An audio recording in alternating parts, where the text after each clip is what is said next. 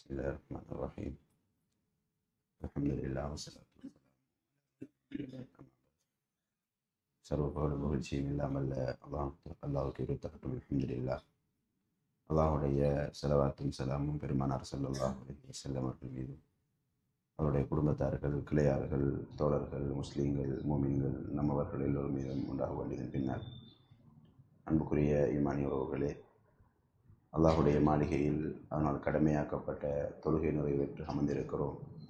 இந்த நல்ல சந்தர்ப்பத்தில் நம்முடைய வாழ்வில் நாம் செய்யக்கூடிய சுன்னத்தான பரலான துணை வணக்கங்களை ஏற்றுக்கொண்டு அவற்றின் குறைகள் நிரப்பி முழுமையான கூலிகளை வழங்க வேண்டும் என்று வல்ல ரஹ்மானை பிரார்த்தித்தவனாக, அன்பான ஈமானிய உறவுகளே, ஒவ்வொரு வாரமும் திங்கட்கிழமை இஷாவுடைய தொழுகை தொடர்ந்து ஓரிரு நிமிடங்கள் அல் குர்ஆன் அஸ்ஸுன்னாவிலிருந்து ஒவ்வொரு விடயங்களையும் கற்றுக்கொள்ள வேண்டும் என்ற ஆசையோடு ஆர்வத்தோடு இந்த இடத்தில் இருக்கிறோம். மாதம் ஒரு முறை நம்முடைய இந்த வகுப்பும் தொடராக நடந்து வந்து கொண்டிருந்தது. அந்த வகையில் அல்லாஹுடைய தூதர் ஸல்லல்லாஹு அலைஹி வஸல்லம் சொன்னார்கள், இன்ன லில்லாஹி திஸ்அத்துன் வ திஸ்ஈன இஸ்மா, அல்லாஹுக்கு 980 திருநாமங்கள் இருக்கிறது. ஃபமன் அஹ்ஸாஹா, அவற்றை யார் மரணமிட்டுக் கொள்கிறாரோ, பொருள் அறிந்து அதனுடைய யதார்த்தங்களை புரிந்து யார் மரணமிட்டுக் கொள்கிறாரோ, தஹரல் ஜன்னா, அவர் சுவர்க்கம் நுழைவார் என்று அல்லாஹுடைய தூதர் ஸல்லல்லாஹு அலைஹி வஸல்லம் சொன்னார்கள். அல்லாஹுடைய திருநாமங்களை ஏன் நாம் கற்க வேண்டும், அதனை கற்பதனூடாக எம்முடைய வாழ்வில் என்ன மாற்றங்கள் ஏற்படும், எங்களுடைய வாழ்க்கையில் இறைவனை நெருங்குகிற தன்மையில் எந்த அளவு அதிகம் தாக்கம் செலுத்துகிறது என்ற விடயங்களை எல்லாம் கடந்த வகுப்புகளில் பார்த்திருக்கிறோம். அதுபோல இறைவனுடைய திருநாமங்களில் ரப்பு, ரஹ்மான், ரஹீம், அலீம் போன்ற பண்புகளையும் நாங்கள் பார்த்திருக்கிறோம்.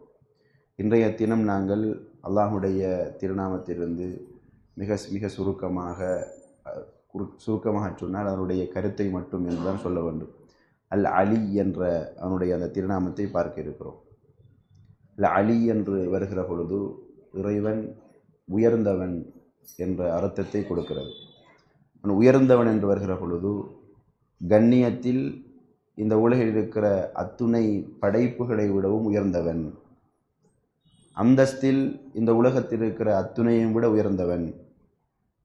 இப்படி கண்ணியத்திலும் அந்தஸ்திலும் ஆற்றல்களிலும் அத்துணை விடயங்களிலும் இந்த உலகத்தில் இருக்கிற அத்துணையையும் விட அவன் உயர்ந்தவன் என்ற அந்த கருத்தை புரிந்ததாக அவனுடைய அந்த திருநாமம் இருக்கிறது.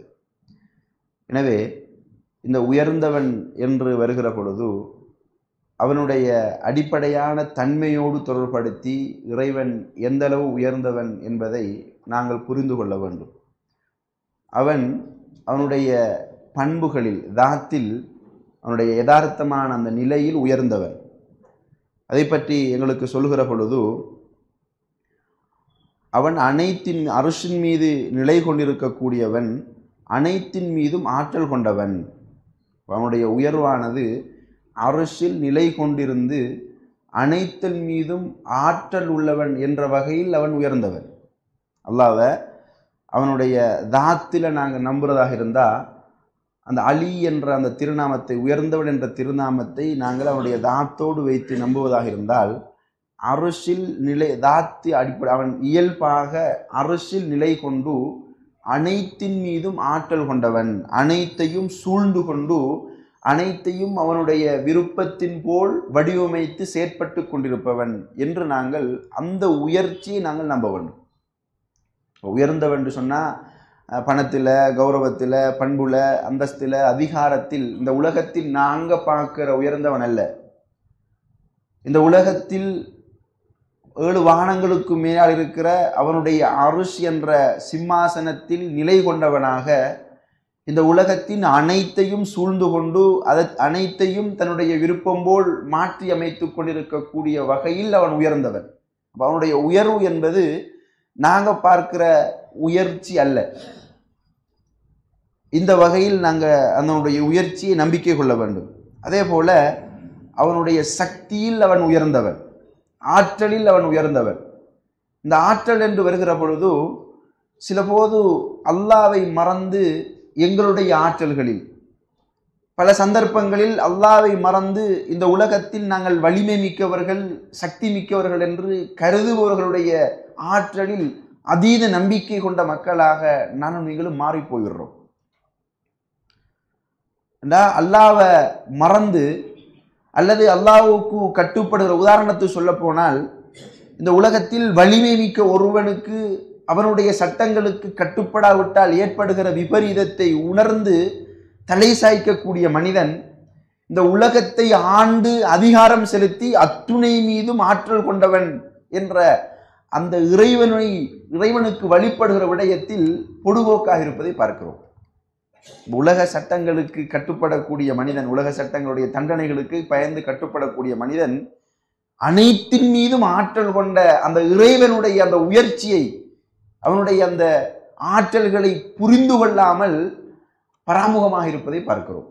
உலகத்திலேயும் தான் நாங்கள் இதுவரைக்கும் கண்டிராத ஒரு மனிதனை சந்திக்கிறோம். அவரை பற்றி கேள்விப்பட்டதும் இல்லை, கண்டதும் இல்லை.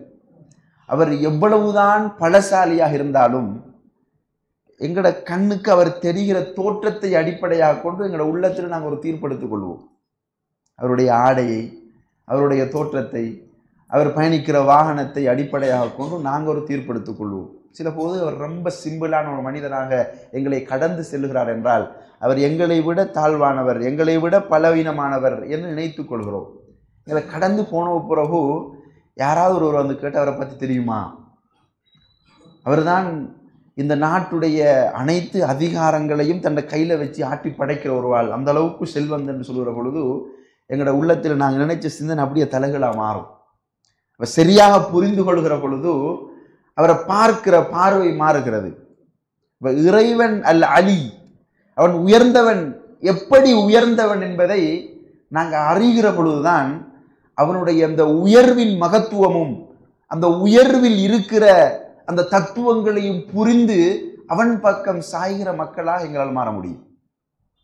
இயல்பாக அந்த இறைவனுடைய யதார்த்தத்தை நாங்கள் புரிந்து கொள்வதற்கு அவனுடைய திருநாமங்களை அறிந்து கொள்ள வேண்டும். அந்த திருநாமங்கள் அல்ல அலி என்ற அந்த அவருடைய உயர்ச்சி எப்படிப்பட்டது. அதே போல அனைத்தையும் மிகைத்து கொள்வதிலும் அடக்கி ஆள்வதிலும் அவன் உயர்ந்தவன். அனைத்தையும் மிகைத்துக் கொள்வதிலும் சக்தி, அடக்கி ஆள்வதிலும் அவன் உயர்ந்தவன். இன்றைக்கு உலகத்தில் நாங்க பார்க்கிற அடக்கி ஆளுகிற அப்படியான மிகைப்பல்ல, இறைவனுடைய மிகைப்பு. உலகத்தின் ஒட்டுமொத்த வளங்களையும் ஒன்றாக சூட்டி வைத்துக் கொண்டு தான் அதிகாரம் செலுத்த வேண்டும் என்று நினைத்து கொண்டு இருக்கக்கூடிய அப்படியான அதிகாரம் செலுத்துகிறவன் அல்ல இறைவன். இறைவனுடைய அதிகாரம் அதைவிட ரொம்ப பணமானது, ரொம்ப விசாலமானது.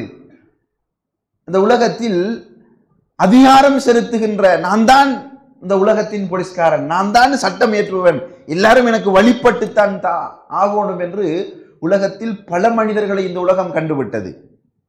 அவருடைய அழிவுகளை எல்லாம் இறைவன் ரொம்ப கேவலமாக வைத்திருந்தான். ஃபிரௌனுடைய அழிவு சும்மா ஓடி போற தண்ணில தாண்டு சாகிற அளவுக்கு அவனுடைய அழிவை வைத்திருந்தான். நம்ருதுடைய அழிவு ஒரு ஈயின் ஊடாக அவனுடைய அழிவை வைத்திருந்தான்.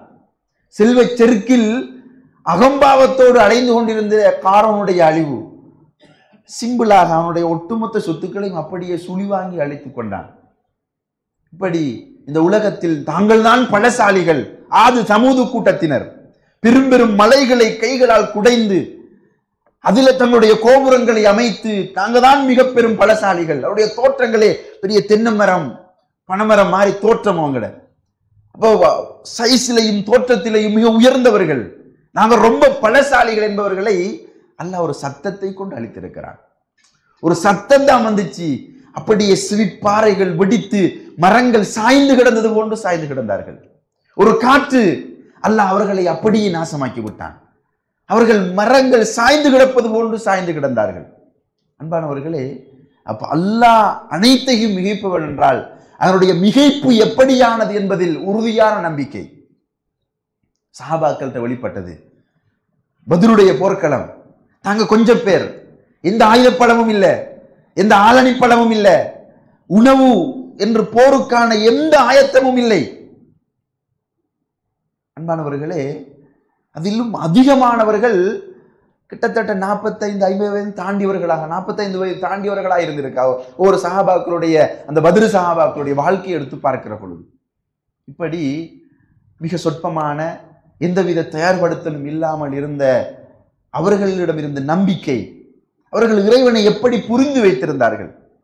இறைவன் அவனுடைய சக்தி வல்லமை என்பது, அவனுடைய மிகைப்பு என்பது எங்களுடைய கண்ணுக்கு தெரிகிற மிகைப்பு அல்ல, புரிந்து வைத்திருந்தார்கள். எனவே அவர்கள் நிலைகுலையாமல் அசையாமல் இருப்பதற்கு அது உறுதியாக இருந்தது. இன்றைக்கு மனிதனுடைய செயற்பாடுகளை பார்க்கிறோம். அனைத்தின் மீதும் ஆற்றல் கொண்டவன் என்ற விதத்திலும், அனைத்தின் மீது மிகைப்பவன் என்ற விதத்திலும், இறைவன் மீதான நம்பிக்கையில் எந்த அளவு தூரம் உறுதியாக இருக்கிறோம் நாங்கள் சிந்திக்க கடமைப்பட்டிருக்கிறோம். உதாரணமாக அவனுடைய ஆற்றல், இந்த அளிப்பவன் ரஸாக் என்பதனுடைய ஆற்றல், என்னுடைய ரிஸ்க் இறைவன் அளந்து வைத்திருக்கிறான். அந்த ரிஸ்கை அடையாமல் என்னுடைய அஜல் அடையாது. ஆனா எவ்வளவு ஹராமான குறுக்கு வழிகளில் எல்லாம் இன்று தன்னுடைய தேவையை நிறைவேற்ற மனிதன் புறப்பட்டு விட்டான். இறைவன் அனைத்தின் மீதும் ஆற்றல் கொண்டவன். அந்த ஆற்றலில் அவன் எவ்வளவு உயர்வானவன் என்பதை இந்த மனிதன் தெளிவாக புரிந்து கொள்வதற்கு தவறிவிட்டான். எனவேதான் என்ன செய்கிறான், தனக்கு இல்லாம போயிரும், சண்டை போட்டிச்சு அடிச்சு குறுக்கு வழியில ஹராமான வழியில எந்த வழியிலையாவது போய் எடுத்து சேமிச்சு வச்சிடணும், இல்லாம போயிரும் நினைக்கிறான். சஹாபாக்களுடைய வாழ்க்கையை பார்த்தால் ஹிஜ்ரத் போறாங்க. ஹிஜ்ரத் போகும் பொழுது மக்காவாசிகளுடைய ஒரு ஏளனமான பார்வை, இங்க சேர்த்த சொத்துக்கள், இங்க உழைச்சது, இங்க உள்ளத்தெல்லாம் எடுத்துட்டு போய் அங்க சொகுசா வாழ பாக்குறீங்க, எல்லாத்தையும் விட்டுட்டு போயிடணும், நீங்க உண்மையாக இறைவனை நேசிப்பவர்களாக இருந்தால் நீங்க சும்மா போங்க. வெறும் கையோடு சென்றார்கள், எதையும் எடுத்துட்டு போகல. அவருடைய நம்பிக்கை, என்னுடைய வாழ்வாதாரம் அந்த ரஹ்மானிடத்தில் இருக்கிறது, அவன் எனக்கு போதுமானவன், சஹாபாக்களிடம் வெளிப்படுகிறது. அஹ்ஸாப் யுத்தம், பஞ்சகால யுத்தம், எந்த விதமான உணவு தேவையை நிறைவு செய்யக்கூடிய வசதி வாய்ப்பில்லை. ஏனென்றால் அந்த யுத்தம் நடந்தது விவசாயம் அறுவடை செய்கிற சீசன், அறுவடைக்கு தயாராக இருக்கிற சீசன். எனவே தங்கள்கிட்ட இருக்கிறதெல்லாம் நிலத்துக்கு போட்டுட்டு கஷ்டத்தோட எதிர்பார்த்து கொண்டிருக்கிற சீசன். இதுலதான் அந்த போர் வருகிறது. அப்ப உணவும் போதிய அளவுல இல்லை, வெளி உலகத்தில இருந்து உணவுகளை பெற்றுக்கொள்ளுகிற பொருளாதார வாய்ப்பும் இல்லை. ஆனா யுத்தத்துக்கு தயாராக ஆகணும். அல்லாஹ்வுடைய தூதர் அழைப்பு கொடுக்கிறார், போருக்கு செல்வோர்களுக்காக உங்களுடைய உதவிகளை செய்யுங்கள். போகிறார்கள். உமர் ரலியல்லாஹு அன்ஹு வீட்டில் இருந்த சரி பாதிய கணக்கு பார்த்து சரி பாதியை கொண்டு வந்து கொடுக்கிறார். அவருக்கு ஒரு சந்தோஷம், இன்றைக்கு எல்லாரையும் விட அதிகம் கொடுத்துருவேன், குறிப்பாக அபூபக்கர் அலியை விட அதிகம் கொடுத்துருவேன் என்று அவரை விட நான் கொஞ்சம் வசதியா இருக்கிறேன் சந்தோஷத்தோடு இருக்கிறார். அபூபக்கர் அலி வருகிறார், கையில கொஞ்சம் சாமானோட வேறார். அல்லாஹ்வுடைய தூதர் கேட்கிறார், நீங்க என்னத்தை கொண்டு வந்துருக்கிறீங்க? வீட்டை இருந்த எல்லாத்தையும் கொண்டு வந்துட்டேன் யார சொல்லலாம், வீட்டை இருந்த எல்லாத்தையும் கொண்டு வந்துட்டேன். அப்ப வீட்டு குடும்பத்துக்கு என்னத்து, அல்லாஹ்வை ரசூலை விட்டு வந்திருக்கிறேன். அல்லாஹ்வின் மீது இருக்கிற நம்பிக்கை அவர்களை பாதுகாக்கும். அல்லாஹ் உணவளிப்பவன், அவர்களுக்கு தேவை நிறைவேற்றி கொடுப்பான் என்பதில் அசைக்க முடியாத நம்பிக்கையோடு இருக்கிறோம். அல்லாஹ் அழைக்கிறான், அல்லாஹ்வுடைய மார்க்கத்திற்கான தேவை இருக்கிறது, எல்லாத்தையும் தொடர்ச்சி கொண்டு வந்துட்டேன் யா அல்லாஹ் யா ரசூலல்லாஹ். அவருடைய நம்பிக்கை பாதுகாப்பிலும், அவருடைய ரிஸ்கிலும், அவருடைய வாழ்வாதாரங்களிலும் இறைவனை சரியாக புரிந்து வைத்ததன் விளைவு அந்த நம்பிக்கை வெளிப்பட்டது. தங்களை பாதுகாப்பதில் இறைவன் எவ்வளவு உயர்ந்தவன் என்பதை புரிந்து வைத்திருந்தார்கள். தங்களுடைய தேவைகள் நிறைவேற்றுவதில் இறைவன் எவ்வளவு உயர்ந்தவன் என்பதை புரிந்து வைத்திருந்தார்கள். தங்களை கண்ணியப்படுத்துவதில் இறைவன் எவ்வளவு உயர்ந்தவன் என்பதை புரிந்து வைத்திருந்தார்கள். எனவே கண்ணியத்தை மனுஷன் தேடி போகல, தன் பாதுகாப்பு மனுஷன் தேடி போகல, தன்னுடைய ரிஸ்க்குக்காக அல்லாஹ்வை மறந்து மார்க்கத்தை விட்டு ஹராமான வழிகளில் அவங்க செல்ல நினைக்கல.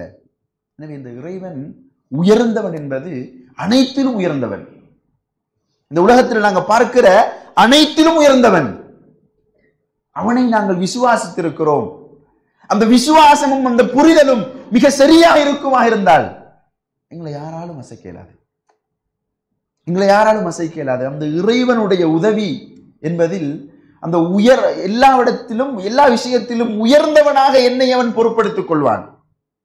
உலகம் பார்க்கிற அந்த உயர்வு அல்ல, அவனிடத்தில் உயர்ந்தத இடத்தில்.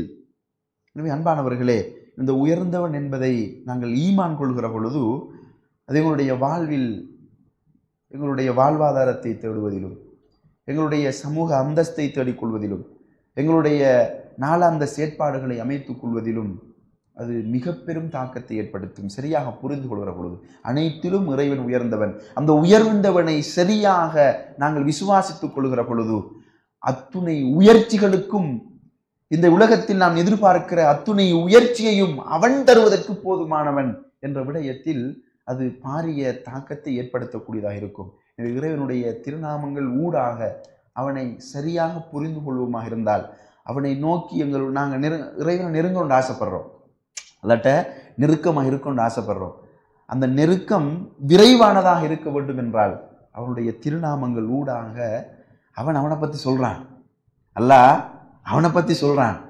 அல்லாஹ் அவனை பற்றி சொல்ற அந்த சொற்களின் ஊடாக அவனை புரிந்து கொள்கிற பொழுது அவனை நெருங்குகிற வழி எங்களுக்கு சுலபமாக இருக்கும். எனவே அவனை நாங்கள் ரொம்ப வேகமாக நெருங்கி கொள்ள முடியும். வல்ல ரஹ்மானை சரியாக புரிந்து அவனுக்கு ரொம்ப நெருக்கமான அடியார்களாக வாழ்ந்து நாளை மறுமையில் அவனுடைய மன்னிப்பிற்கும் கருணைக்கும் தகுதியானவர்களாக சந்தித்து ஜன்னத்துல் ஃபிர்தௌஸில் அவனுக்கு நெருக்கமான நபிமார்களோடு, ரசூல்மார்களோடு, சுஹதாக்களோடு ஒன்றாக வாழக்கூடிய பாக்கியத்தை வல்ல ரஹ்மான் நமக்கும் நம்முடைய பெற்றோருக்கும் வழங்கி அல்வானாக.